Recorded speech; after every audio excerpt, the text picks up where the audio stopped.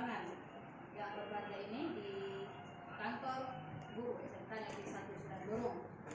Yang saya hormati Bapak Kepala SMK Negeri 1 Sudan Burung atau yang mewakili, Bapak Ibu guru serta staf pegawai SMK Negeri 1 Sudan Burung yang berhadir pada pagi hari ini. Adapun acara kita pada pagi hari ini adalah dalam rangka mengikuti diseminasi guru penggerak angkatan ke-11 modul 14 dengan tema disiplin positif yang akan dibawakan oleh Bapak Yan Hari Ardiansyah MPD OMED. Maka di sini saya ucapkan terima kasih atas kesediaan kita semuanya, Bapak dan Ibu guru, untuk mengikuti acara selanjutnya. Maka kepada Bapak Yan Hari Ardiansyah MPD kami persilahkan dengan hormat.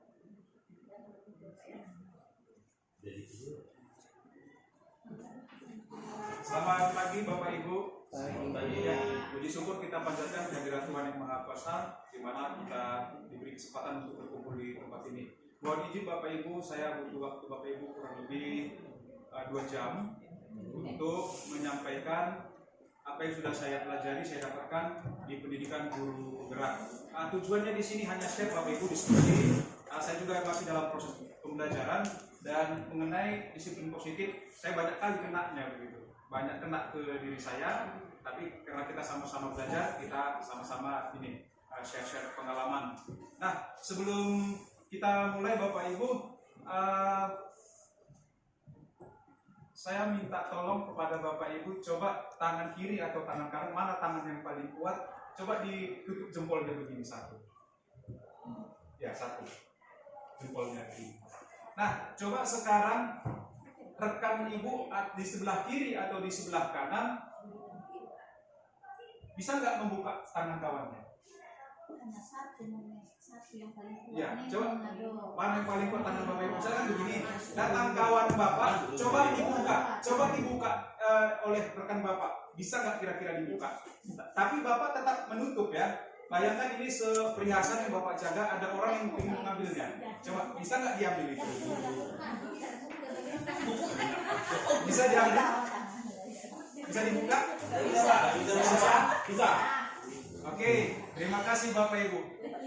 Apa maksud dari tangan yang disembunyikan tadi yang kita jepit dengan jari kita, dan ada teman yang berusaha membuka tapi kita tidak izinkan? Tujuannya adalah cara orang berperilaku, cara kita berespon seseorang itu tergantung kepada kita. Kita izinkan atau tidak. Nah, jika tadi tangan Bapak Ibu seperti ini dipaksa dibuka, kalau Bapak tidak mau membuka dan Ibu tidak mau membuka, terbuka tidak? Tidak kan? Tapi karena atas alasan tertentu, kalau Bapak izinkan, Ibu izinkan, maka ini akan terbuka, begitu ya. Begitu juga dengan siswa ternyata mereka merespon kita itu atas izin dia, bukan atas kontrol kita.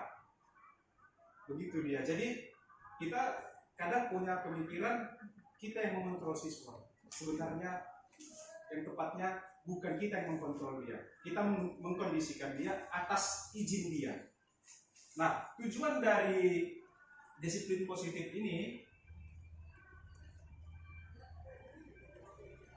bagaimana kita menerapkan teori kontrol sebagai bagian dari segitiga restitusi dalam menciptakan budaya disiplin positif.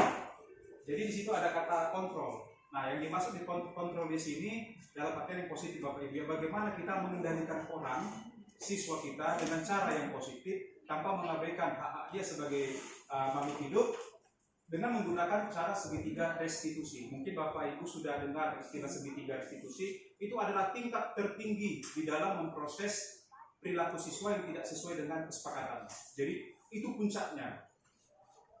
Pada awalnya saya juga nggak cocok dengan metode ini. Sampai sekarang masih terjadi bentrok gitu ya antara pengetahuan lama saya dengan yang ini. Kalau diterapkan ini di sekolah kita, sepertinya merdeka siswa ini gitu ya. Merdeka dalam artian bebas. Ternyata makna di dalamnya itu lebih dalam lagi. Nah, itulah yang mau kita bahas, bagaimana kita memahami teori kontrol, kita padukan dengan segitiga restitusi dalam mengatasi siswa yang bermasalah. Nah, baik Bapak Ibu, kita pemanasan dulu. Kalau di dalam olahraga, kan harus ada dulu warm up, pemanasan, supaya ototnya lentur, begitu ya, supaya tidak kram. Nah, pemanasan di sini kita meng-refresh ingatan kita, pemikiran kita. Jika menurut Bapak Ibu penting nggak menciptakan suasana positif di lingkungan kelas kita? Penting. Supaya apa kira-kira?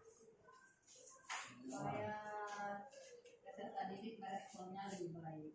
Supaya fresh, supaya dapat respon. Tentu kalau suasana kelasnya positif, anak-anak itu siap untuk belajar, begitu ya.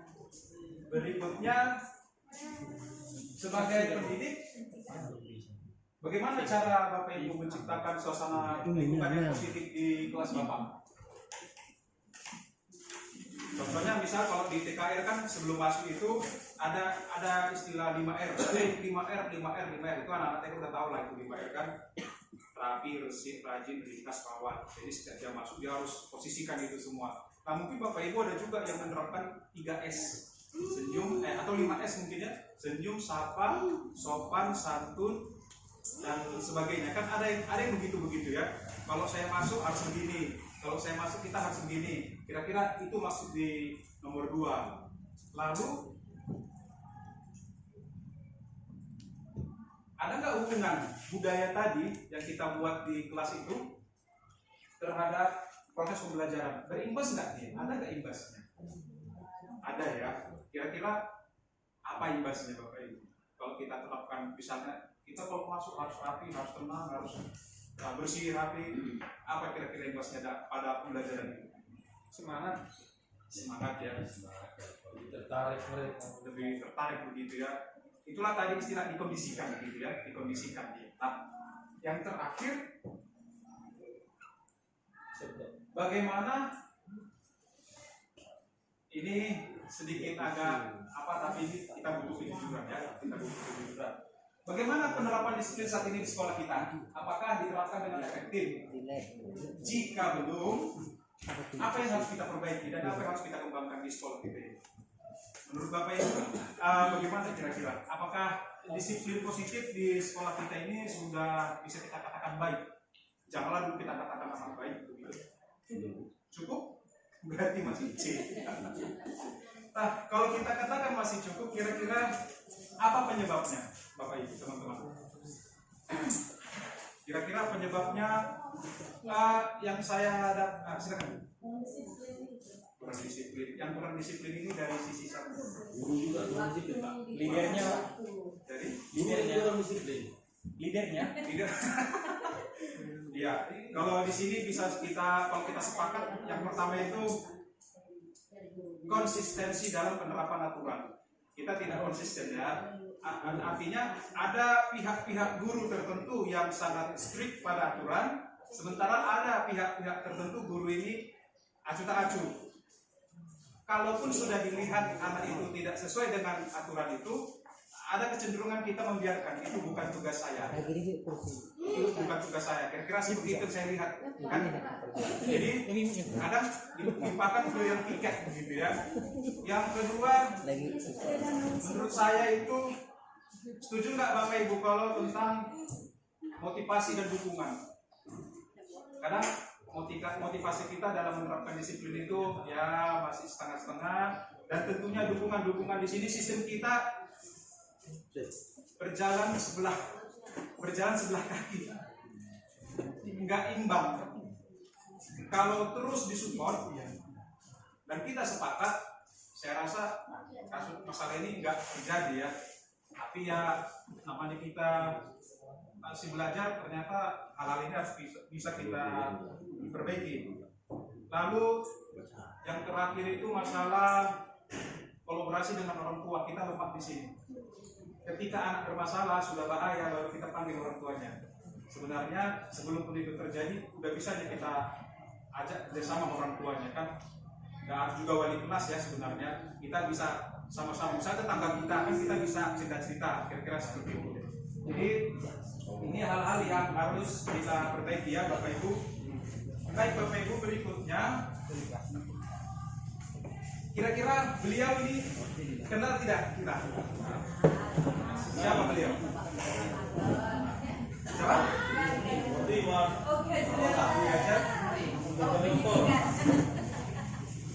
Ki Hajar. Nah, apa peran beliau terhadap pendidikan Indonesia? Apa peran beliau terhadap pendidikan Indonesia?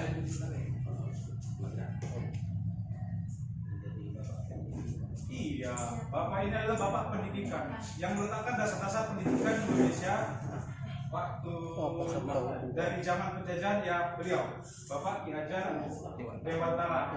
Apa motonya yang terkenal hingga saat ini yang menjadi simbolis kita? Madem Karso, Lendayani, Madem Karso, Imadya Mangun Karso, Tutuli Handayani. Kalau Imadya Mangun Karso artinya di depan jadi di depan jadi contoh. Ya, saya juga lupa utas di depan menjadi contoh, di tengah menjadi tengah. Di depan menjadi contoh, di tengah menjadi pemotivasi, teladan, di tengah menjadi teladan, ya kan? Di belakang menjadi pemotivasi, pendorong. Nah, apa kaitannya? Kalau kita lihat di sini ada budaya positif dan transformasi pendidikan. Ya, tadi kita sepakat bahwa dengan budaya positif akan menghasilkan anak-anak yang positif dan mereka siap untuk belajar. Nah, ketika mereka siap belajar, kita juga menghasilkan transformasi pendidikan yang lebih baik. Berarti terjadi perubahan. Nah, di sini yang perlu ditekankan adalah cara pembelajaran kita kepada siswa itu seperti apa. Nah, ketika terjadi transformasi pendidikan akibat budaya positif, ini sejalan dengan pendidikan filosofi pendidikan Ki Hajar Dewantara tadi. Yang 3 semboyan itu sejalan, di mana anak kita harus bisa tumbuh dan berkembang sesuai dengan kodrat alam dan kodrat zamannya. Kan begitu ya Bapak Ibu, sesuai alam dan zamannya. Jadi kan zaman berubah terus. Ya, kita harus bisa menyesuaikan itu dan dia sadar kalau dia laki-laki ya dia laki-laki. Kalau dia perempuan ya dia perempuan. Nggak yang seperti zaman sekarang ya kita tahulah kasus-kasus itu. Ini sangat bagus filosofinya. Lalu ketika ini sejalan, maka akan menghasilkan pendidikan yang menuntun dan menjadikan anak didik kita manusia yang merdeka. Merdeka dimaksud di sini, Bapak Ibu, bukan bebas ya. Merdeka di sini artinya terbebas dari ketidaktahuan. Artinya merdeka, dia bisa memimpin dirinya sendiri tanpa menghilangkan jati diri dia sebagai manusia yang berbudaya dan punya etika. Lalu bagaimana kita menerapkan yang ini ke dalam posisi kontrol tadi, kepada teori kontrol tadi? Ini sejalan. Kalau kita sudah pahami dasarnya, maka ini sejalan dengan teori kontrol atau choice theory yang dibawakan oleh William Glasser. Artinya manusia itu bertindak atas dasar kemauannya sendiri yang didorong oleh kebutuhan dasarnya. Jadi kalau kebutuhan dasarnya salah satu tidak terpenuhi, maka dia akan memilih untuk bertindak supaya kebutuhannya terpenuhi. Cara dia bertindak bisa positif, bisa negatif. Ini kembali lagi ke nilai-nilai yang dianut si anak itu tadi. Didikan dari rumah, didikan dari sekolah, dan didikan dari lingkungannya. Nah, kalau di sini ada, kita lihat ini kecil ya. Ini Bapak Ibu, teori kontrol William Glasser. Yang pertama, dasarnya, fondasi awal adalah disiplin diri. Jadi kita jangan mengharapkan orang lain mengkontrol kita. Kalau kita tidak kasih izin, kita tidak bisa. Nah, bagaimana cara kita mengontrol diri kita? Yang pertama, kalau kita memiliki disiplin diri, berarti kita sadar siapa kita. Mau bertindak pun kita mikir-mikir begitu ya. Nah, tapi kalau di anak didik, disiplin diri kan masih bisa kita bilang tidak semuanya mereka kuat, masih lemah kan. Jadi masih perlu kita arahkan. Nah, dengan belajar kontrol diri, tercapai tujuan kita, apa yang kita inginkan berdasarkan nilai-nilai yang kita anut. Nah, kemudian kita berikutnya setelah kita memiliki disiplin diri, masuklah kita ke teori motivasi. Nah, jadi semua perilaku memiliki tujuan apapun itu, termasuk kita. Apapun yang kita kerjakan, apapun yang kita lakukan, pasti ada motivasi di belakang itu. Ada yang menggerakkan kita, ada power yang menggerakkan kita. Jika kita kaji dari teori motivasi, ternyata motivasi manusia itu ada dua ya, ekstrinsik dan intrinsik. Nah, yang berlaku di dalam pendidikan, anak-anak bisa kita kontrol, mau kita gerakkan, mau kita arah, karena dua hal tadi, ekstrinsik, intrinsik, dan didominan oleh ekstrinsik. Dia melakukan sesuatu, yang pertama itu untuk menghindari hukuman. Dia nggak akan lakukan itu kalau nggak takut sama gurunya. Kalau dia jumpa gurunya, kalau nggak aku kerjakan ini, pasti saya diginikan, kan begitu.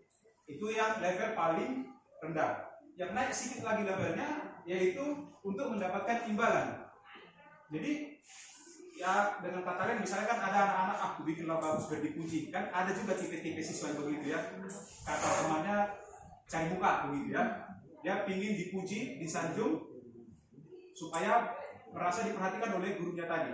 Nah, yang level tertinggi yaitu menghargai diri sendiri. Dia digerakkan oleh kesadaran dirinya sendiri. Jadi dia tidak perlu karena takut atau apa, karena dia yang sadar tugasnya. Nah, bagaimana dia bisa menghargai diri sendiri? Berarti dia menyadari nilai-nilai kebajikan universal. Dia paham nilai-nilai kebajikan universal. Contohnya sopan santun, etika, tidak menyela pembicaraan, tidak menjawab-jawab guru. Ketika guru ada di depan dia mau lewat, dia tunduk, membukukan sedikit badannya. Itu kan nilai-nilai kebajikan universal kan? Nah, kalau ini anak-anak kita paham dan dia sadar ini, pasti motivasi dia untuk melakukan sesuatu itu karena dorongan dirinya sendiri, bukan karena takut atau bukan karena ingin disanjung. Nah, lalu bagaimana kita menerapkan ke dalam keyakinan kelas? Nah, yang dimaksud dengan keyakinan kelas di sini, Bapak Ibu, adalah kesepakatan yang kita buat di kelas kita sendiri. Matematika bisa wali kelas dengan siswanya dibuat semacam kesepakatan, kita buat di dinding, kita tempel. Jadi semua tindakan, semua perilaku mengacu pada tindakan kelas tadi. Kesepakatan kelas itu, apabila ada warga yang melanggar keyakinan kelas, maka dia kita proses berdasarkan keyakinan kelas itu. Nah, di sini saya tunjukkan contoh Bapak Ibu. Ini sudah saya buat keyakinan kelas. Ini ada poster keyakinan kelas yang sudah kami cetak, kami buat bersama anak didik kami di kelas 11 TKR. Ini dia. Jadi yang pertama kami sepakat di kelas 11 TKR bahwa kami punya nilai keyakinan universal itu yang pertama mandiri. Jadi anak-anak itu bertanggung jawab pada pembelajaran dan pertumbuhannya sendiri. Jadi dia harus sadar yang bisa menuntun dia, mengharapkan dia dirinya sendiri. Yang kedua bernalar kritis. Jadi dia membuat keputusan berdasarkan pertimbangan. Lalu yang ketiga bergotong royong, kita kerjasama dalam tim, jangan main sendiri-sendiri. Lalu yang keempat kreatif, kita bisa mengekspresikan ide-ide kita dalam belajar terserah, bisa pakai HP, bisa pakai apa terserah, yang penting tujuan pembelajaran tercapai. Lalu ya ini dia ya, berakhlak mulia, jujur dan bertanggung jawab dan menghargai perbedaan. Kemudian empati. Jadi kalau ada kawannya yang sedang dalam masalah, kita turut merasakannya, kita support dia. Lalu integritas, jujur, memegang teguh prinsip moral. Ini kami sepakati di kelas kami, memang ini susah. Jadi ketika anak itu melanggar, misalnya dia terlambat masuk ke kelas setelah jam istirahat. Jadi kami tanya, yang mana sudah kamu langgar? Kira-kira seperti itu kan? Ya, yang mana kira-kira itu kalau dia terlambat masuk kelas? Ya, kita pilihlah mana yang cocok gitu ya. Nah, lalu ini aplikasinya seperti ini ya. Jadi kita bikin kegiatan di situ, lalu kita kumpulkan berdasarkan kesepakatan tadi, terciptalah keyakinan ini. Jadi guru itu hanya mengarahkan ya. Nah, lalu kalau ditanya lagi apa kaitannya ke sini? Ada. Jadi kaitannya keyakinan kelas ini kan bagian dari motivasi. Dengan adanya keyakinan kelas, dia bergerak sendiri tanpa harus dipaksa begitu. Lalu mari kita teruskan. Nah, ini menarik ini. Apa cara yang Bapak Ibu lakukan ketika siswa Bapak Ibu melanggar aturan kelas Bapak Ibu? Ada yang mau kasih pendapatnya? Kalau Bu Monika, bagaimana kira-kira? Kalau ada anaknya yang melanggar aturan kesepakatan? Mending dah Pak. Ini jadi pun dia dah saya pun dia dah. Ini melanggar kesepakatan ya. Saya gini tipenya, kalau saya ya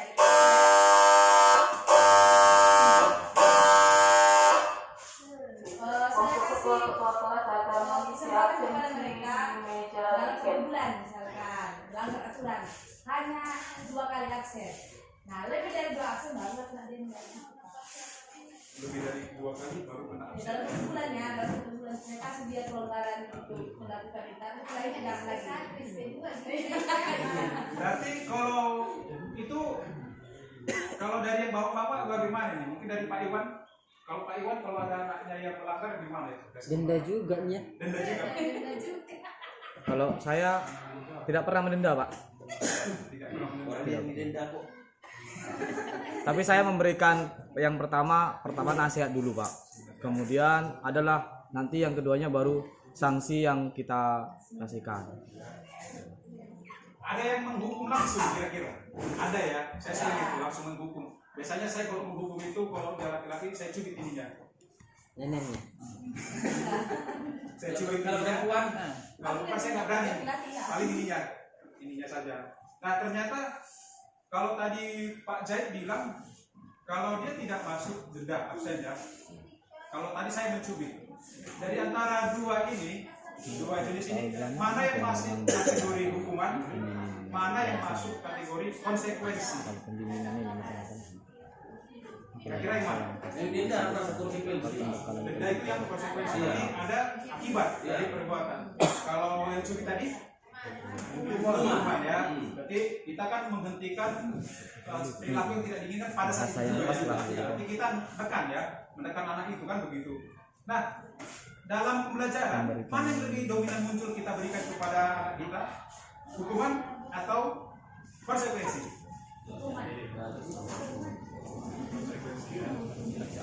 Tapi kan tanpa kita sadari kita menghukum.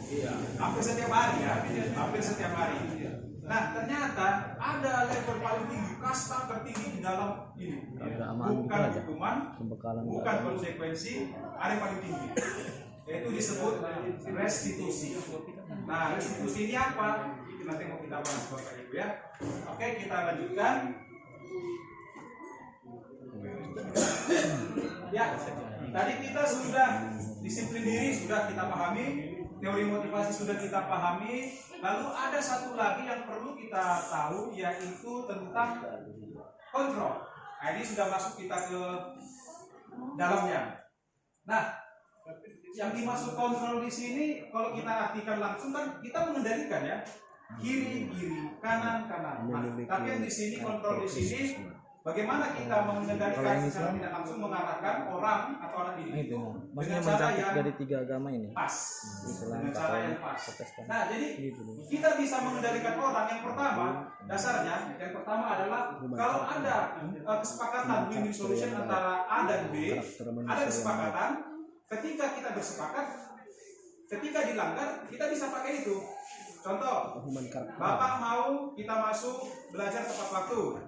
Kalau kalian terlambat 5 menit, Bapak usir, begitu ya. Nah, pasti kan ada bentrok di sini. Pasti siswa ngajukan penawaran, kan? Pak, izinlah Pak, kantin kan jauh. Bagaimana kalau 10 menit Pak? Nah, cari titik tengah. Kalau sudah ketemu kan bisa kita kontrol mereka. Lalu yang kedua, itu tadi karena ada tawar-menawar, mereka ciptakan ini tawaran-tawaran baru. Kita bekerja sama dengan siswa kita sehingga kita sepakatilah ini.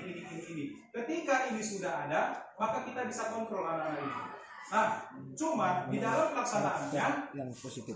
ada 5 posisi kontrol yang harus kita pahami. Yang pertama, kalau saya kena kali di sini, penghukum. Posisi penghukum adalah ketika kita melihat perilaku yang tidak sesuai dengan disiplin positif tadi, keyakinan kelas itu, kita menghukum. Contoh, anak terlambat. Kau semalam pun terlambat, hari ini terlambat, pusat kau 10 kali. Pusat dia. Atau dia ribut, kau udah aku bilang jangan ribut kau, tepukkan supaya dia diam. Itu posisi penghukum. Nah, yang kedua ada posisi membuat rasa bersalah. Jadi biasanya ibu-ibu sering juga memainkan ini. Kau terlambat terus sudah dipanggil orang tuamu. Gak kasihan kau nengok orang tuamu. Gak kasihan kau nengok wali kelasmu. Udah capek ibu bela-bela kau supaya kau naik kelas. Tapi kayak gila pembayaranmu sama ibu. Udah bela kau lo, sampai berantem ibu lo, memainkan rasa bersalah anak untuk mengendalikan dia. Pernah gak kita di posisi ini? Pernah kan? Nggak dibilang ini salah, cuma kadang harus bisa kita tempatkan di mana dia mau kita mainkan pada konteks-konteks tertentu. Lalu yang ketiga teman, hati-hati. Adanya siswa itu suka sama gurunya karena dia merasa guru ini pengertian, guruku ini baik, tidak pemarah, tidak emosional, bisa lah diajak kerjasama. Nah, teman ini bagus atau tidak? Ada dua, hati-hati kita menyikapinya. Dari sisi positifnya, kita bisa masuk ke dunia anak. Kita bisa menyelami pikirannya, karena tadi dia merasa kita temannya, dia percaya, dia share kepada kita kan, dibukakannya, Pak gini loh, gini. Ya, itu yang positif. Lalu sisi yang kedua yang harus kita antisipasi, negatifnya. Kadang karena saking dia merasa kita temannya, dia tidak menganggap kita gurunya. Bapak itunya, ibu itunya, ayolah, gak apa-apa itu, nanti tinggal minta maaf kita. Karena kita tidak bisa membedakan saya ini sebagai apa di tengah-tengah murid saya. Terlalu kompak ke murid. Ya kadang mungkin ada gurunya yang bertiktok sama muridnya untuk senang-senang dengan gaya-gaya. Kalau tidak ya pantas sebenarnya kan. Merasa gaul, tapi gaulnya itu gaul yang gimana begitu. Nah kita di mana posisi kita? Lalu yang naik level lebih tinggi, ada yang namanya pemantau. Guru yang berperan sebagai pemantau. Dia mengkontrol anak itu dengan cara memantau.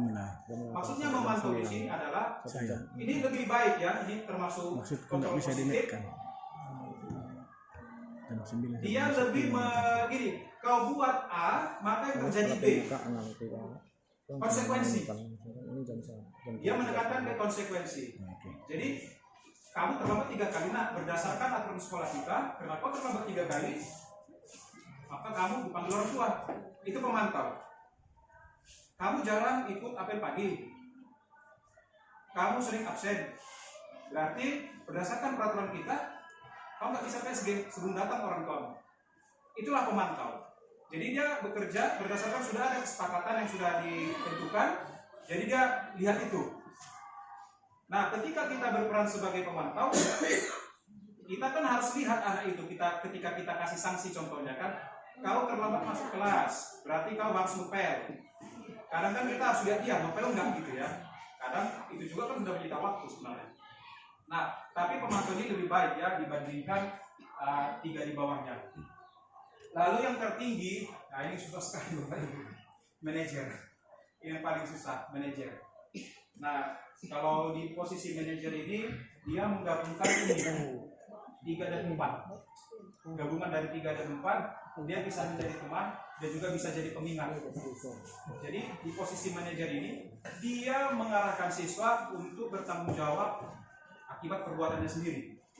Dikasih pilihan sama dia. Jadi yang menentukan konsekuensinya atau menentukan apa yang harus dia kerjakan itu berdasarkan pilihan dia sendiri. Tapi ya ini susah. Tapi bukan nggak mungkin nggak bisa kita lakukan. Nah kita teruskan.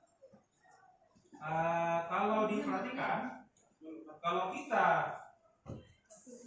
di posisi penghukum dan pembuat rasa bersalah, nah anak-anak itu kita kontrol, tapi dia berusaha untuk karena menghindari, karena takut.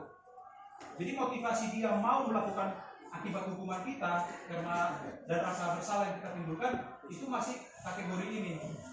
Jadi ini belum yang diinginkan. Ya karena menghindari hukuman, karena takut. Lalu kalau kita gunakan teman atau pemantau ya sedikit lebih baik levelnya, sedikit lebih baik, tetapi juga masih kategori motivasi intrinsik.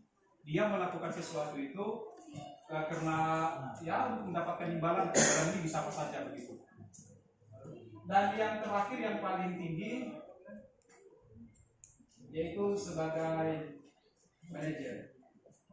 Ya.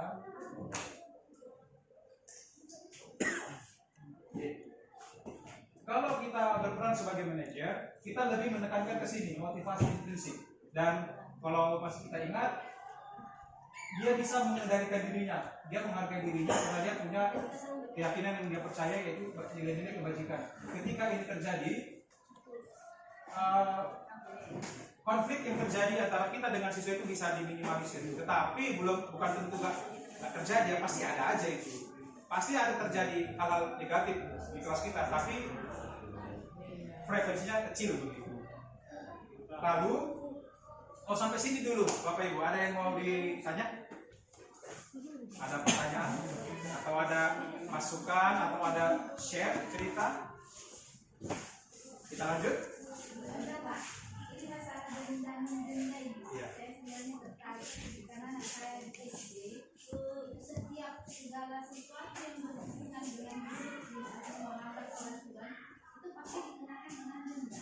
Yang mengerjakan PR denda 2.000 atau 5.000 seperti ya. Artinya setiap melakukan kesalahan pasti diberikan denda berupa nominal uang.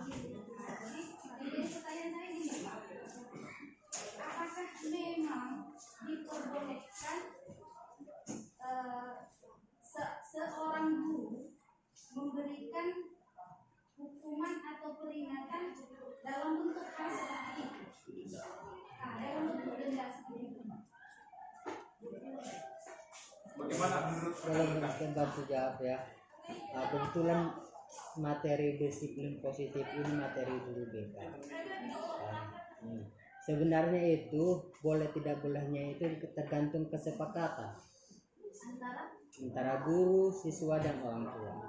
Tetapi terkadang memang guru mengambil keputusan sendiri tanpa harus ada kesepakatan dengan orang tua. Itulah berupa konsekuensi apabila seorang siswa melanggar peraturan, sering ketebut didenda begitu. Seperti di kelas, itu didenda itu kan sudah kesepakatan antara wali kelas dengan siswa tanpa ada orang tua. Sebenarnya itu sah-sah saja. Apabila melanggar peraturan didenda itu sah-sah saja. Tetapi tidak terjadi dalam disiplin positif karena sudah disepakati maka menjadi disiplin positif. Tidak menjadi disiplin positif apabila tidak disepakati. Jadi seperti yang tadi tanpa ada kesepakatan dengan siswa, tidak ada kesepakatan dengan orang tua, itu tidak menjadi disiplin positif karena hanya guru sendiri yang bertindak seperti itu. Jadi ada itu solusinya. Bisa juga ibu pertanyakan sama wali kelasnya seperti itu. Bagaimana ini? Apakah ada peraturan di sekolah memperbolehkan denda karena belum ada kesepakatan? Jadi tidak ada masalah kalaupun orang tua mempertanyakan itu kepada guru karena memang itu bukan peraturan sekolah, itu hanya kesepakatan di kelas, kesepakatan dengan guru mata pelajaran.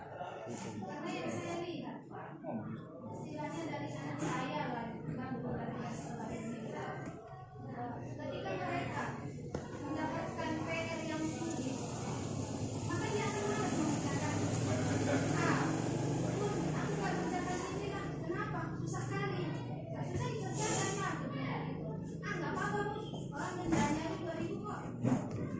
Jadi artinya menyepelekan sesuatu dengan nominal seperti itu. Jadi artinya kalau saya lihat ya kayak seorang ibu, psikologis anak itu lebih menekankan ke uang. Itu yang saya lihat. tidak menanamkan tanggung jawab? Iya, tidak menanamkan tanggung Karena memang jawab. tidak ada lagi tanggung jawab karena hanya 2.000 ya. Tidak ada lagi tanggung jawab sehingga siswa-siswa sekarang kan banyak yang tidak mengerjakan tugas karena tidak ada lagi tanggung jawabnya, disiplin positifnya tidak ada lagi. Berarti kalau bisa seperti yang dibilang Pak Nero tadi, kalau udah jadi kesepakatan menjadi keyakinan. Cuman di dalam pelaksanaannya kita harus terbuka ya, dan harus memikirkan efek dari kesepakatan itu. Karena memang kalau boleh lah, janganlah ada denda. Tapi seperti saya bilang tadi kontekstual. Tapi kalau masalah tugas itu, saya rasa kalau didenda jangan didenda ya. Tapi kasih konsekuensi ya, kamu selesaikan, saya tunggu sampai kau selesaikan tugasmu. Kira-kira seperti itu. Ya, seperti itu. Kira-kira begitu ya, Bapak Ibu ya. Ada respon teman-teman? Ada yang mau merespon? Atau ada punya pengalaman yang sama mungkin? Kalau tidak dibayar sama sekali, Kalau tidak dibayar itu kebijakan yang pembuat kesepakatan tadi. ya itu makanya. Iya, itu bisa macam-macam, beda-beda itu. Boleh sebenarnya aku bayar ini. Kalau di teologi aku juga kan ada BK1, BK2 sampai BK3. Jadi berbicara tentang disiplin positif ini, terutama soal mengutip uang ini sangat tidak diperbolehkan itu, Pak. Karena itu masuk dalam kutipan liar dan itu sudah melanggar peraturan. Jadi seharusnya kutipan-kutipan yang seperti itu ditiadakan, itu tidak boleh. Ya, makasih. Seharusnya kan kalau ada kesalahan ya dinasihati, kemudian masih terulang lagi di SP lah, SP1, SP2. Kalau memang tidak bisa lagi dibina seperti biasa lah. Itu aja Pak, makasih. Terima kasih Pak. Ya, menarik sekali ya Bapak Ibu. Berarti masih banyak tanggapan kita tentang masalah pemberian sanksi berupa denda itu. Kita terbagi menjadi dua sisi ya. Ada di satu pihak itu boleh, di satu pihak itu kurang tepat. Nah, kalau bisa ya sebaiknya memang berkaca dari kasusnya Bu Kia, jangan kita buat begitu ya. Anak-anak itu langsung itulah penggantinya. Ya udah bayar, kita selesai masalah begitu ya. Padahal lebih dalam dari situ sebenarnya tujuan dari tugas itu kenapa harus dikerjakan. Nah, terima kasih Bapak Ibu buat masukannya, buat share-nya. Nah, sekarang coba kita bukan bermain ya, kita diskusi tentang yang ini. Nih, saya mau ajak Bapak Ibu sambil menikmati ya Bapak Ibu. Nanti satu orang 5.000 dibayar. Oke, silakan Bapak Ibu. Nah, ada kasus ya. Andi terlambat hadir di sekolah. Nah, ketika Bapak Ibu memprosesnya, kan kita bisa saja mainkan ini semua kan? Kita bisa saja ini kita gabungkan. Bisa saja hanya dominan pada salah satu. Nah, sekarang kita bermain peran. Kalau gurunya berperan sebagai penghukum ya, kira-kira apa kata-kata guru ini yang dilimpahkan kepada siswa ini? Kira-kira seperti apa?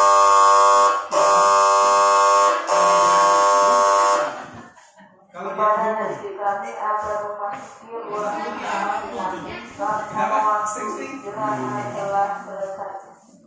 kalau dari biasanya kalau terlambat, kalau dia yang suka menghukum mungkin langsung kalau dalam pokok sampai ke oh iya ya kita sering gitu ya. Kalau saya anak dulu kenapa terlambat?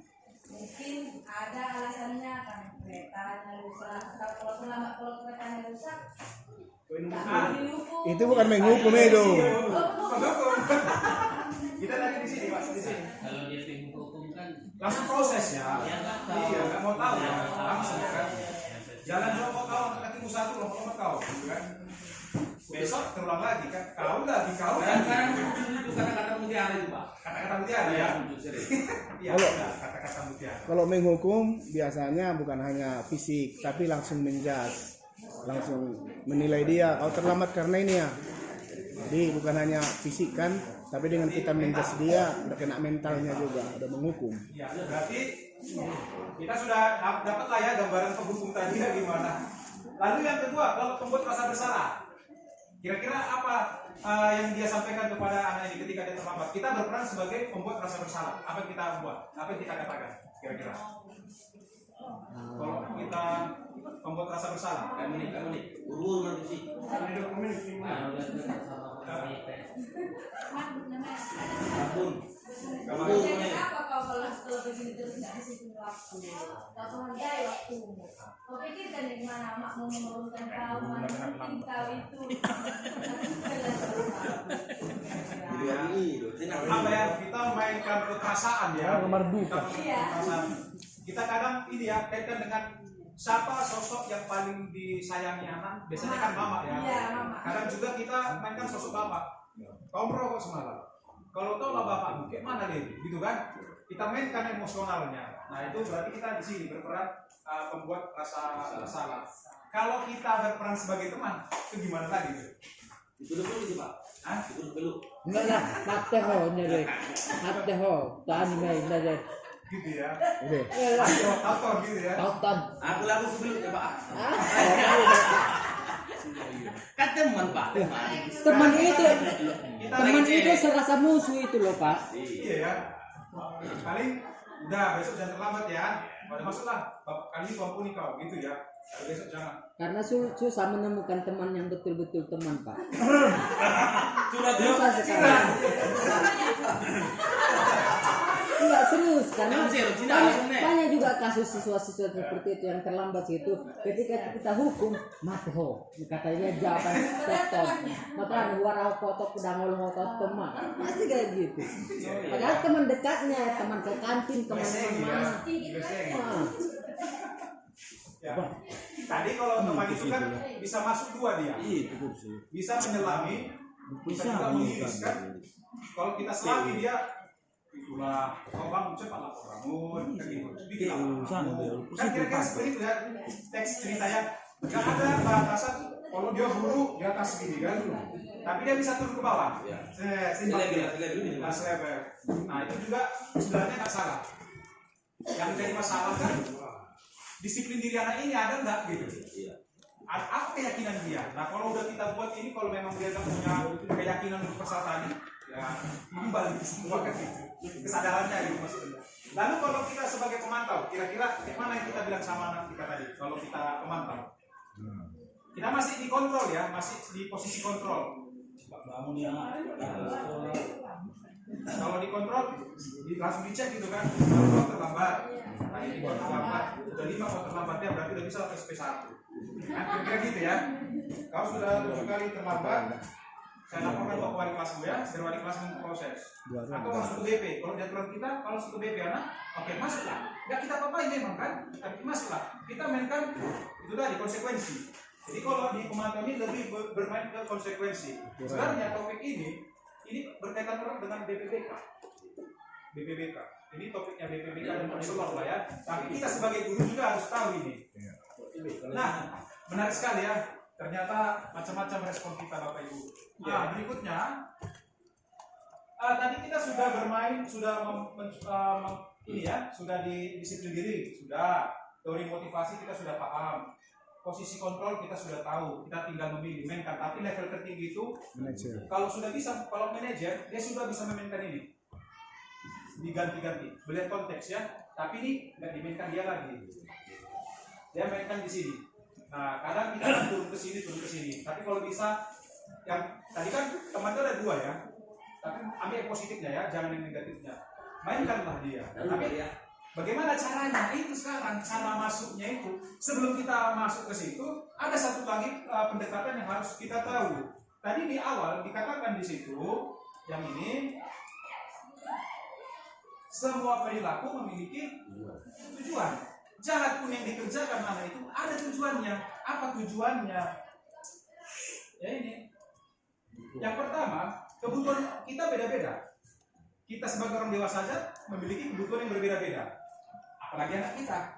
Yang kedua, kita berusaha memahami pandangan orang lain tentang dunia. Maka ketika saya mau masuk ke anak yang bermasalah, kan saya harus bawakan diri saya ke dalam pemikiran dia kan. Kira-kira dia melihat suatu masalah itu seperti apa, baru kita cari. Lalu karena kita berbeda-beda, gambaran ideal tentang yang baik itu, sekolah yang baik menurut saya begini, belum tentu sama dengan pandangan orang lain selain saya, pasti berbeda-beda. Nah, 5 kebutuhan dasar inilah yang harus kita pahami Bapak Ibu ketika kita memproses anak didik kita. Yang pertama ada kebutuhan kita yang namanya satu bertahan hidup, survival. Nah, yang namanya bertahan hidup ini kebutuhan fisiologis, fisik kita, jiwa kita. Salah satu contohnya untuk bertahan hidup ya makan. Apabila kebutuhan dasar ini tidak terpenuhi, maka kita akan bertindak bagaimana supaya bertahan hidup ini bisa kita penuhi, makan. Bagaimana supaya kita bisa makan? Kayak banyak orang di luar yang yang mencuri itu. Kenapa kau mencuri? Gak ada lagi uang beli beras, kan gitu kan? Nah, jadi fondasi terbawah itu bertahan hidup. Lalu masuk yang kedua, penguasaan atau kekuasaan. Kalau penguasaan dan kekuasaan ini terpenuhi, ya nggak akan bertingkah dia. Tapi dalam kenyataannya siswa itu ini pasti dia tunjukkan. Contoh, Bu, saya dulu yang bawa, atau sah. Kau bawa, nanti kalau bawa salah itu. Anak ini ingin menunjukkan bahwa dia berkuasa, bahwa dia bisa menguasai kan. Saya dulu, Bu, jangan. Siapa dulu gitu kan. Nah, karena tidak terpenuhi keinginan dia, bandar dia kan, ganggu-ganggu kawan. Ledeki kawannya, ngisi kawannya. Nah, lalu yang ketiga ada kasih sayang dan merasa diterima. Kalau kita merasa tidak disayangi, biasanya dari rumah ini kan pasti terbalik ke sekolah anak ini kan.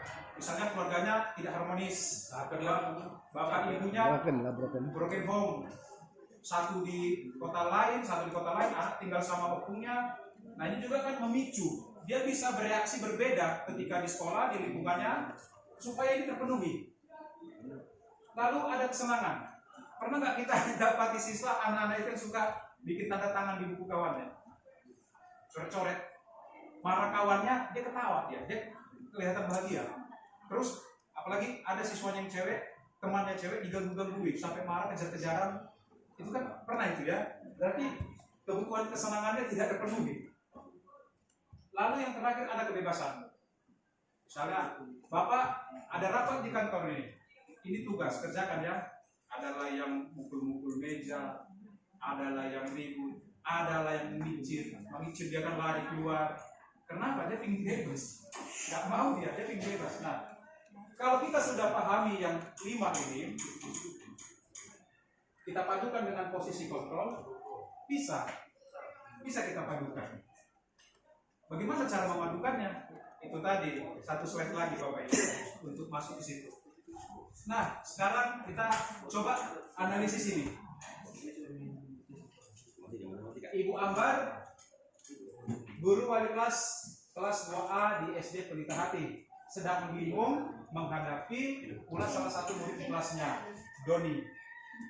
Beberapa anak di kelas 2A telah datang kepadanya dan mengeluhkan Doni yang seringkali meminta bekal makan siang mereka dengan paksa. Berarti minta paksa. Jika Bapak Ibu menghadapi situasi seperti Ibu Ambar, apa yang akan Ibu Bapak lakukan?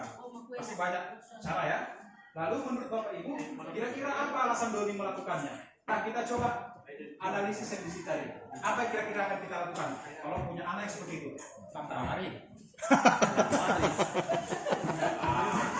SD, kelas 2 SD dia dah.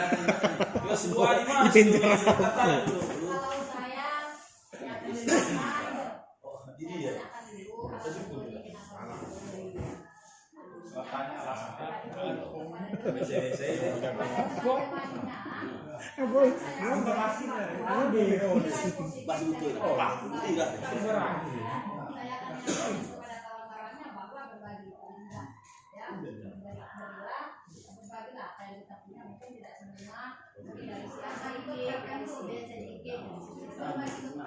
Berbagi bekal.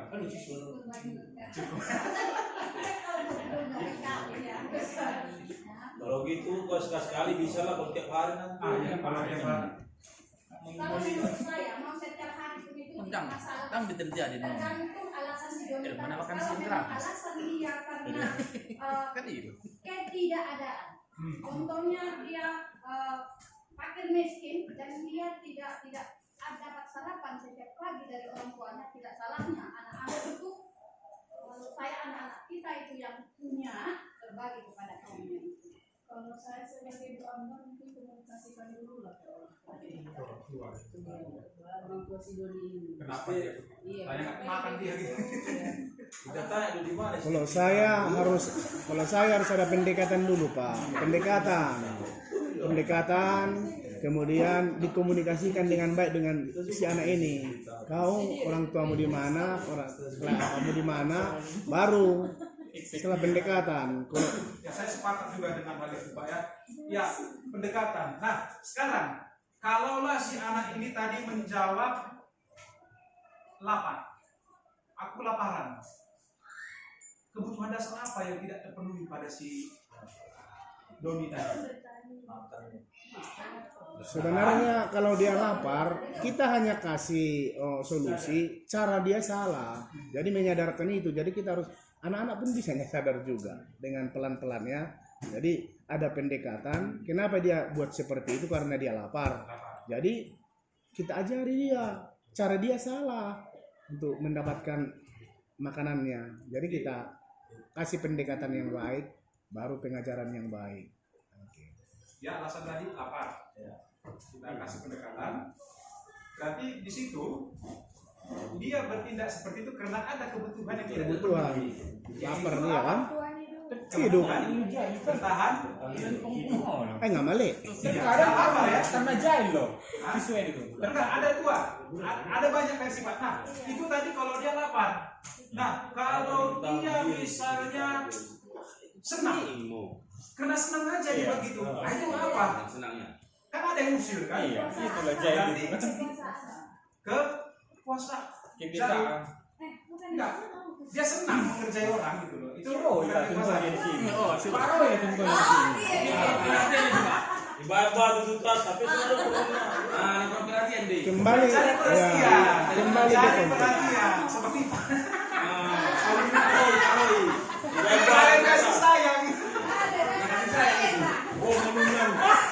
Tapi gini, kasus seperti ini nggak muncul lagi nih Pak. Iya. Presiden terpilih yang sekarang kan udah buat program makan siang gratis. Debat itu, Pak. Iya. Orang suku jadi rehabilitasi. Sudah dianggarkan Bapak Ibu. Oke, kembali lagi Bapak Ibu. Jadi kalau dia senang, berarti kan dia cari perhatian. Berarti ada kebutuhan dasar dia tidak terpenuhi. Misalnya Lewat. tadi lah ya, Deli. kurang diterima atau kurang kasih sayang ya. Jadi dia cari perhatian. Bisa jadi seperti itu. Itu berarti karena kebutuhan hidup satu. Bisa juga karena kurang kasih sayang ya. Nah yang ketiga bagaimana kalau dia buat itu karena dia mengintimidasi kawannya supaya merasa hebat. Kekuasaan. Berarti apa dia? Kebutuhan apa dia di situ yang ingin dia penuhi? Kekuasaan. Ya, kekuasaan. Kalau dia jawab, bosan aku. Pusing, bosan, karena bosan dia katanya duduk di kelas, maka dia ambil itu. Itu di mana yang perlu dipenuhi dia? Kalau kekuasaan itu menurut saya tak mungkin religi. Itu perlu diberakkan BK dulu. Oh, dan mampu BK baru guru agama. Itu lah. itu agamanya itu kurang kan. Nah, BK dulu, baru mah. Jadi kalau dia bosan, berarti ingin bebas ya. Nah yang terakhir kalau dia misalnya Nggak BK mana baru tepang tangan, tanggungan pembek. apa namanya ya? Bahagia dia kalau udah ngerjain. Wes heroin. Puas nih, ketawa dia, nggak ada rasa menyesal. Nah, bagaimana lebih rinci lagi kalau kita mau praktekkan? Nah, mari kita lihat. Nah, di dalam segitiga restitusi, kalau dia menstabilkan identitas, berarti kita ini masuk dulu ke dunia anak itu. Kayak kemarin, ini sedikit bentrok juga ya. Ada siswa kita merontok, insting langsung main hukum, gitu kan? Dan itu sudah terjadi. Nah, tapi di situ kita masuk, kita panggil dia, stabilkan identitas, kita tanya atau latar kita aku apa, kita masuk ke kita anggap diri kita sama dengan dia, Temannya lain. jadi temannya gitu kan. Ya dulu pun aku pernah merokok gitu kan, bolehlah masuk kita ke dalam diri dia kan. Dan bukan kau aja sih yang merokok. Dulu abang kelas itu merokok jadi tim bendera. Contoh. Nah, ketika kita sudah mulai masuk selam menstabilkan identitas anak ini, di situ nanti dia mulai mau terbuka. Kalau identitasnya belum stabil, susah kali masuk ini. Iya, susah kali masuk. Kadang kita kan nggak sabar ya, langsung pak. Sama kasus yang semalam itu ya Pak, waktu Bapak hukum mereka sama sekali nggak nangis kan Pak. Nah, tapi begitu masuk Pak Derwan, wah air mata. Yang laki-laki tegak pun bisa Nangis. Nah, itu di sini dia masuk. Mau masuk BK tuh. Nah, langkah kedua yaitu validasi tindakan yang salah. Ya, itulah kita tanya tadi alasannya. Nah, kenapa lah kau merokok tadi di sini? Padahal tadi kau nggak merokok, tiba-tiba kau lari ke sana udah merokok. Pasti dia kan cerita, Pak Derwan udah lakukan itu ya segitiga restitusi. Dia yang diajak kawan punya aku Pak. Nggak mau kiannya aku, tapi kenapa lah? Lari kali aku pegang rokok itu. Nah itu kan udah masuk kita ke validasi tindakan yang salah. Terus menurutmu bagusnya kayak gitu? Enggak Pak. Nah itu masuk kita ke menanyakan keyakinan. Jadi kalau kita tadi punya kesepakatan kelas itu, maka penting kali ada kesepakatan kelas itu. Nah, kalau dia melanggar salah satu dari keyakinan kelas itu atau kesepakatan kelas itu, berdasarkan itulah dia merestitusi. Artinya mengganti. Apa gantinya? Gitu. Jadi dia akan berdasarkan keyakinan kelas saya Pak, saya akan minta maaf, saya akan jujur sama orang tua saya, dan saya buat perjanjian. Misalnya seperti itu. Itu masuk ke keyakinan dulu. Kadang juga masuk kita tanya, kalau kayak gini lah mau di sekolah, menurutmu tamatnya kau nanti dari sini main di situ kan membuat rasa bersalah kan, main lagi dia di situ tadi membuat rasa bersalah tadi. Jadi saling berkaitan ya semuanya saudara Bapak Ibu, saling berkaitan. Cuman cara kita memainkannya harus pas. Nah inilah segitiga restitusi Bapak Ibu. Nah, untuk memperdalam pemahaman kita tentang segitiga restitusi, nah di sini kita akan coba menganalisis kasus cerita yang ada di sini. Di sini sudah ada soalnya di bawah, tapi nanti Bapak Ibu baca apa yang diminta di situ. Kita berkelompok karena ini saya buat cuma 8. Kita ada, coba ini satu kelompok. Bisa bertiga, bisa berdua. Silakan Bapak Ibu.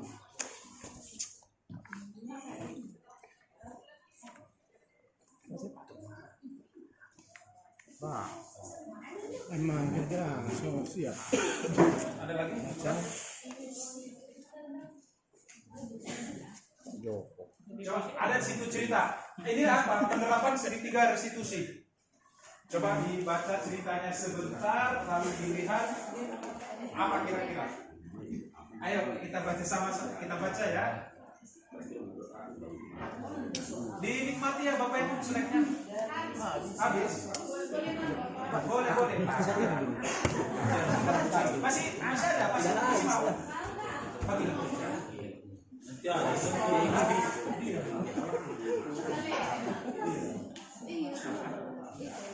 Pertanyaannya ada Pak. Pertanyaannya itu kan Dan kegiatan ini Bapak Ibu buat dokumentasinya nanti bisa kinerja Bapak Ibu. Posisi kontrol posisi mana bukan oleh Bapak. Ya bisa kinerja. Bukan apa yang berusaha dipunyai oleh masyarakat. Apa yang dikatakan dalam kita bukan Literasi baca.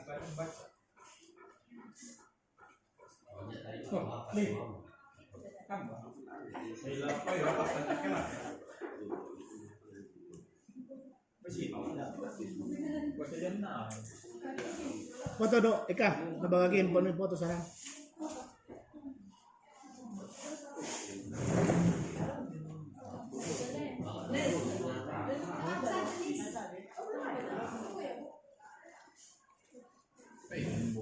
Sini.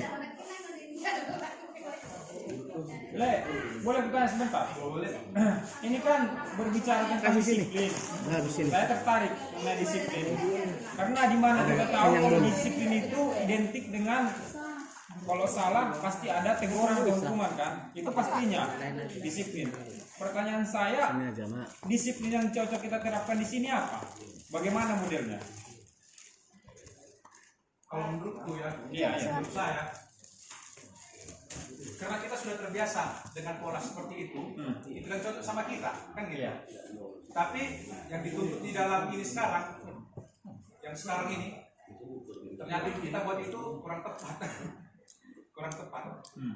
Jadi kalau bisa disiplin itu sebenarnya kontrol diri. Bagaimana yang cocok ke sekolah kita?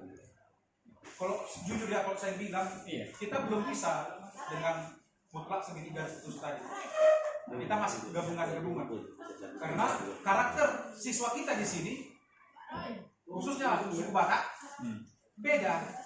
Cara perlakuannya terhadap, misalnya kita adalah saudara kita dari suku Jawa, beda sekali. Tapi bukan suku Jawa yang di sini ya. Kalau suku Jawa di sini udah berasimilasi, sudah sama juga Menyesuaikan ya. sudah menyesuaikan. Anak-anak kita di Jawa sana lain, dari Jogja sana, dari Malang, itu beda sekali cara memperlakukannya. Ya kembali ke kesepakatan sebenarnya. Kalau saya bilang ya, budaya sekolah itu seperti apa? Kembali ke situ sebenarnya. Sesuatu menjadi benar kalau sepakat kan, dan sesuatu menjadi salah kalau sepakat. Kira-kira seperti itu.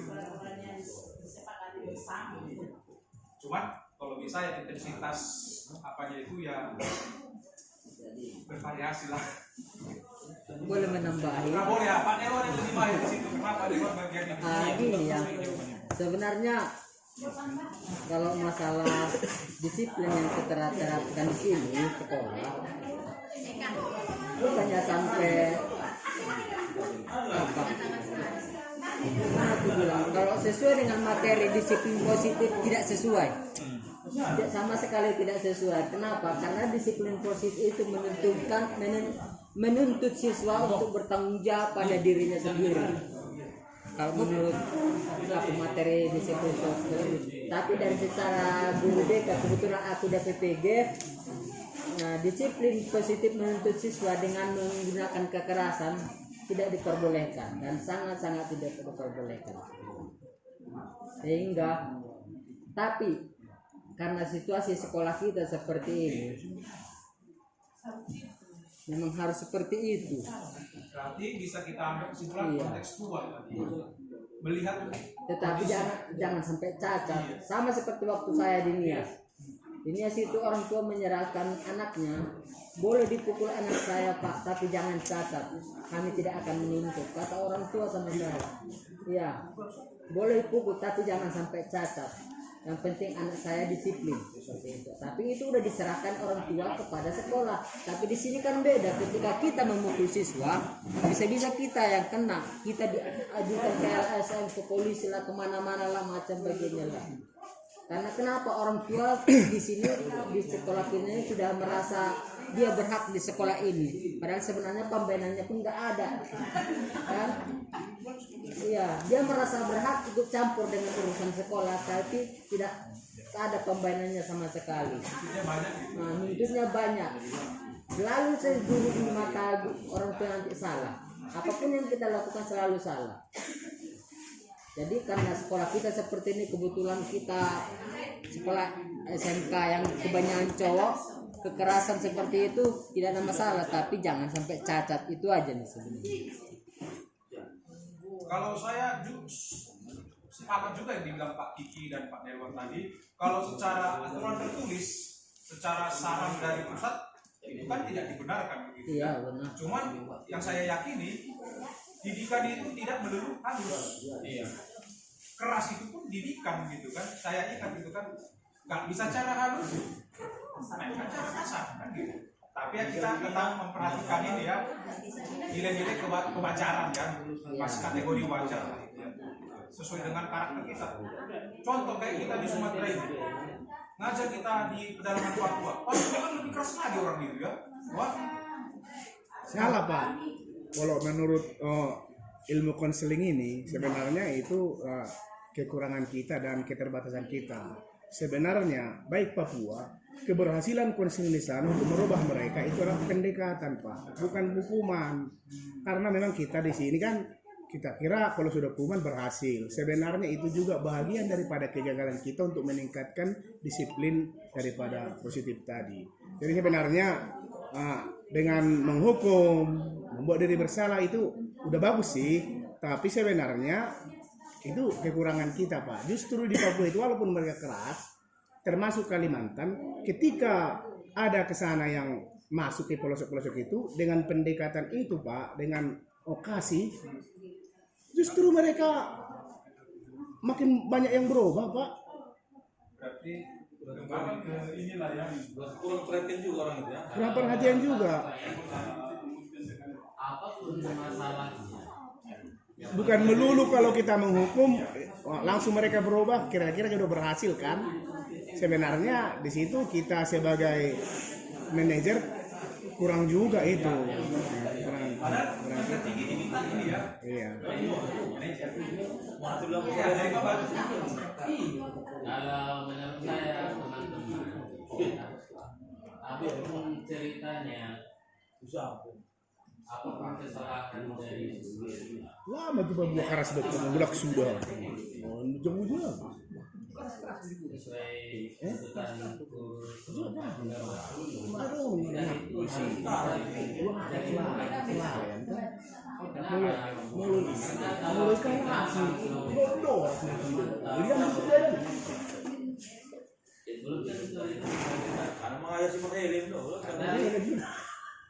kalau kita menurut siswa dianggap nanti akan timbul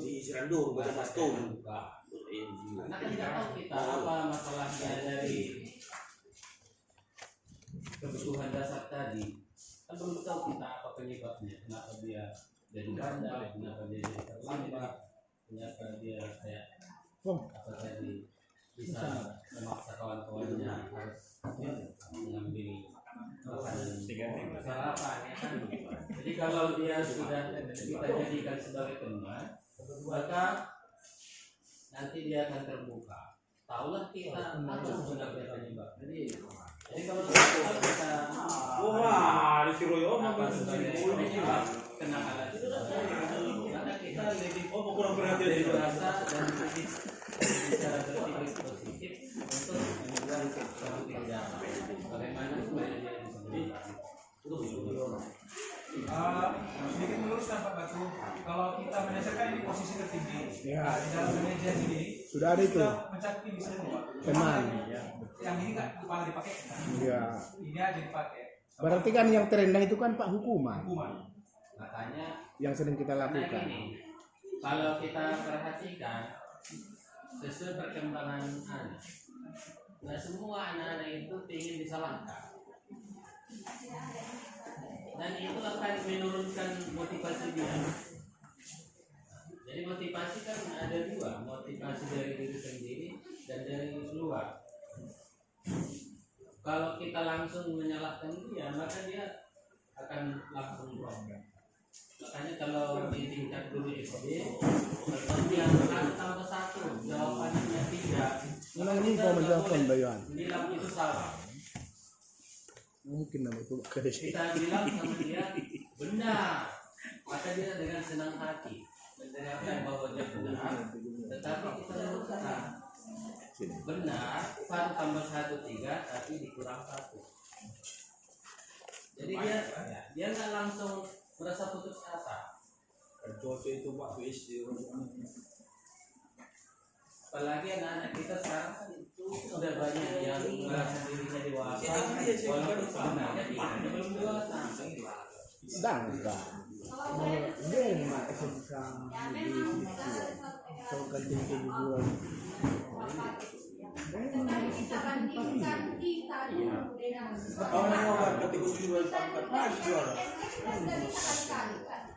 kita sudah wajib hafal jelas tempat, wajib hafal kali sampai kali 9. Kalau hafal wah itu apa namanya? Konsekuensinya. Roll itu kan. Kalau kami saya masih ingat juga di pinggir meja malah. Tapi kita karena adanya itu gitu karena memang sebagian karena takut dan apa gitu. Tapi terbentuk yang sekarang yang tidak boleh dimarahi, nanti kenakan, yang tidak boleh disalahkan, nanti jauh mental. Banyak sekali anak-anak kita SMP yang kelas 12 sekarang kali-kali memang tak apa. Banyak sekali kali cuma baca kelas Berarti oh, ya kan ada alasan ya dan kan kali-kali kurang Bagi-bagi, Bu. jadi hukuman itu juga banyak menurut saya efek atau dampak positifnya ya asal saya dia seperti dalam tata tertib yang kita buat itu dengan hukuman fisik yang terukur ya. Jadi saya rasa tidak melulu bahwa hukuman itu adalah sesuatu yang negatif, yang jelek. Kita tidak menyalahkan SMK ini, Bu, tapi memang inputnya itu memang sudah seperti itu. Mulai dari SD dia sudah kurang perhatian, jadi dimarahi, Nah itu Pak, orang tua datang, kemudian maksud saya contoh kita bandingkan yang kita dulu gitu loh Pak. Kita SD dulu kan sudah harus hafal, dan itu kan kalau nggak hafal dihukum. Sekarang tak boleh hukum, hasilnya input yang dikeluarkan oleh SD, SMP kita dan kita yang kita rasakan Pak. Enggak, tapi yang jelas kita rasakan itulah input yang ada. Dan tidak boleh marah-marah, tak boleh menyalahkan seperti yang kata oleh Pak Patus tadi. Walaupun dia sudah jelas-jelas salah, tapi kita nggak boleh bilang salah. Kan sudah jelas salah. Tadi tambah satu itu memang hanya 2, ya kan? Dibilang 3, kan nggak boleh dibilang salah. Harus dibenarkan juga. Kurang salah. Begitu ya? ya tempatnya itu kalau jujur itu harus perlu juga ditanamkan. Sementara kejujuran itu harus kita. Jangan pula. Ya, berarti kan banyak cara ya Bapak Ibu, dan banyak keyakinan yang Bapak Ibu miliki dalam apa tadi ya, mengatasi suatu permasalahan. Kalau saya sih melihatnya dari sini itu kembali ke dasar kita. Iya. Dan pendidikan itu kan pusat pendidikan Pak Ki Hajar bilang kan, sekolah, keluarga, rumah, lingkungan. Nah, keluarga, sekolah, lingkungan. Yang terbesar ini kan Keluarga. Lalu terbesar kedua siapa? Lingkungan. Nah, baik pun di sekolah kita ajarkan dia, kita bikin restitusi. Tapi kalau di keluarganya dia tidak seperti itu, nol juga ya kan? Di reset nol dia, settingan pabrik. Jadi memang dikatakan bahwa penting sekali kita berkolaborasi dengan orang tua, karena apalagi orang tua milenial zaman now yang tanggung-tanggung ilmunya, pendidikannya, nengok sekali TikTok langsung merasa tahu, nengok sekali IG langsung merasa tahu, langsung diaplikasikan ya tanpa pikir dasarnya dari mana gitu kan. Kan itu sekarang terjadi orang tua zaman now kan. Kalau di sekolah nggak boleh gini ya. Tahu dan padahal ada aturan-aturan bagaimana itu bisa menunjukkan. Jadi tentang kolaborasi ini penting sekali kita buat Bapak Ibu. Ya, untuk menghemat waktu rekan-rekan, kita lanjutkan bagaimana setelah dianalisis apa yang temuan yang bisa kita dapat di situ. Apa kira-kira temuannya? Ayo kita coba jawab yuk, kita coba periksa apakah kita sepakat. Nah, di situ ada si Adi, Mario, dan Pak Joko. Nah, singkat cerita mereka ini main pas mau ke kantin kan. Jadi terlemparlah. Kita bayangkanlah Bu Marmun lewat, terlemparlah ke jenis. Jadi kena kan ya. Nah, lalu di situ ada muncul pertanyaan. Dari cerita yang Bapak Ibu baca, posisi kontrol apa yang sudah dipraktikkan Pak Joko tadi, Pak gurunya? Posisi sebagai apa? Apa penghukum, pembuat rasa bersalah, teman, pemantau, yang dominan? Iya, manajer ya. Tepuk tangan. Nah, kata-kata dia yang sebagai manajer itu di mana? Yang sebagai dia sudah tergabung semua di situ ya. Sebagai teman sudah, pemantau sudah. Ya, memainkan peran manajer. Lalu kalau dia berperan sebagai penghukum, kira-kira apa yang dikatakan oleh Pak Joko tadi? Pasti marah juga kan? Hormat bendera, bisa. Hormat bendera, disuruh, ya macam-macam ya. Bagaimana layaknya seorang hukum? Nah, kalau ke soal nomor 2. Kenapa apa kebutuhan dasar si Adi yang belum terpenuhi di situ sehingga dia buat kayak gitu? Iya, dia merasa senang aja gitu kan, nggak sengaja Pak. Tapi dia tidak batasi dirinya kan, tidak terkontrol sehingga kebablasan jadinya. Ini kesenangan ya. Kalau nomor 3 tiga. Ayo kita analisis. Kalau kan gurunya memainkan segitiga restitusi di situ kan, ada di situ menstabilkan identitas, ada validasi tindakan yang salah, dan ada menanyakan keyakinan. Nah, yang mana itu Bapak Ibu? Baiklah, Bapak di sini juga menjadi siapa yang salah. Yang kita stabilkan dulu identitasnya. Yang di atas kali, yang di atas tugas. Apa itu? Pikiran kelas kita kembali pada ketika kalian main lempar-lemparan. Apakah Tadi kalian yang- melakukan itu menghormati orang lain? Yang belum di situ kan menstabilkan identitas. Ya, Mas Mustaq. Menstabilkan dulu, jangan langsung ke nomor 2 nomor 3. Kan stabilkan. Kan itu dia. Iya, bisa juga. Kalian dalam masalah ya? Ada apa yang bisa dia bantu? Ya, bisa. Oke. Terus itu lalu ada yang kedua, kita validasi tindakannya. Apa kira-kira? Ini bukan mencari siapa yang salah. Ya masuklah ke situ kan, lalu masuk ke sini dia kan. Siapa yang salah? Tadi, baiklah. Bapak di sini mencari siapa yang salah. Bapak di sini mencari sama. Kemudian kan ada di bilang Pak Joko tadi di situ kayak gini kan, menurut Bapak ada loh cara untuk bersenang-senang gitu kan, ada kan situ kan, itu tanpa merugikan orang lain. Bagaimana kan ada itu kan. Mana yang kalian tunjukkan? Itu udah masuk ke keyakinan. Ya, kan langkah itu yang udah ketiga, mencari keyakinan.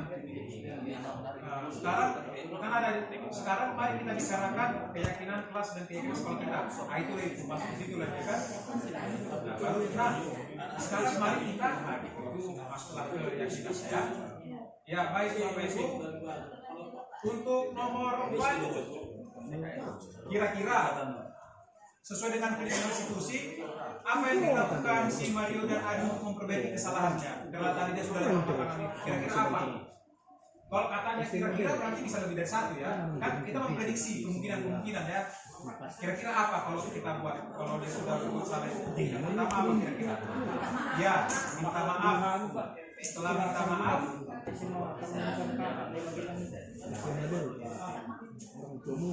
prinsip institusi. Kalau buat perjanjian udah konsekuensi. Bisa jadi. Iya, membersihkan. Kan udah dilempar. Ya lah, membersihkan makanan. Oke. Ya, baik teman-teman, Bapak Ibu, kita sudah selesai menganalisis. Jadi kesimpulan apa yang mau kita dapatkan pada pertemuan kita pada hari ini? Ternyata untuk membuat sesuatu yang baik itu Tidak gampang. sangat berat ya, tidak gampang. Nah, dan begitu juga terkadang pengalaman itu penting, tetapi pengalaman akan semakin baik jika kita memiliki fondasi pengetahuan yang kuat juga. Ibaratnya pengalaman dan pendidikan kalau ini berpadu luar biasa. Jadi mari Bapak Ibu, pengalaman kita sebagai guru dengan apa yang sudah kita dapatkan kali ini bisa kita padukan, dan apa ya, jangan percaya pada satu sumber. Mari kita bereksplorasi pada sumber yang lain. Karena dengan semakin kaya referensi kita semakin paham, dan kita tidak gampang percaya pada satu isu. Kita kritis begitu Bapak Ibu ya. Dan terima kasih Bapak Ibu dalam kegiatan kita pada pagi ini. Apabila ada kesalahan di dalam penyampaian, dalam cara saya merespon, mohon maaf Bapak Ibu, saya masih dalam belajar. Saya di sini bukan menggurui, Bapak Ibu lebih luar dari saya mungkin jadi guru, lebih punya pengalaman yang lebih dalam. Saya hanya share, mudah-mudahan apa yang saya dapatkan bermanfaat buat kita semua. Saya akhiri, selamat siang dan terima kasih.